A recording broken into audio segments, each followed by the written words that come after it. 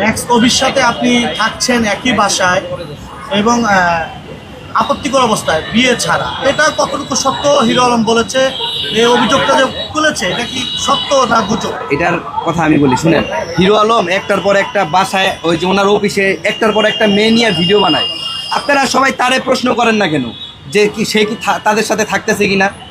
এখন সে হচ্ছে আমার কো আর্টিস্ট, এখন আমি তার সাথে ভিডিও করার ক্ষেত্রে হইলেও দেখা গেছে অনেক সময় ভিডিও দিতে হয়, এটার জন্য আসতে পারি, বিভিন্ন প্ল্যানিং থাকতে পারে। মিউজিক ভিডিও কিছুদিন আগে করলাম, এটার জন্য প্ল্যানিং থাকতে পারে, বিভিন্ন কারণে আমি তো আসতেই পারি। আরে ভাই এখানে কোর্টের কি হলো? উনি- ফ্যামিলি বাসায় কখনো কোর্ট হয় না, তাই না? আর অডিয়েন্স কখনোই বোকা হয় না, এখানে অনেক ধরনের অডিয়েন্স আছে, ঠিক আছে, শিক্ষিত আছে, নর্মাল আছে, মেধাবী আছে, সবাই আছে, তো তারা বিষয়গুলো বুঝে। আলম ভাইয়ের মতো সে মানে অডিয়েন্স কখনোই সাইকো না। কালকে আসছে কি সিনকেট করছে, উনি বুঝতে পারতো, কথা বলতে পারতো, সব বাদ দেন, উনি আইনের আশ্রয় নিতে পারতো। লাস্ট আমাদেরকে মারছে, আমাকে মারছে, মেরে রক্তাক্ত করে ফেলছে, ভিডিওতে তো আপনারা সবাই দেখছেন।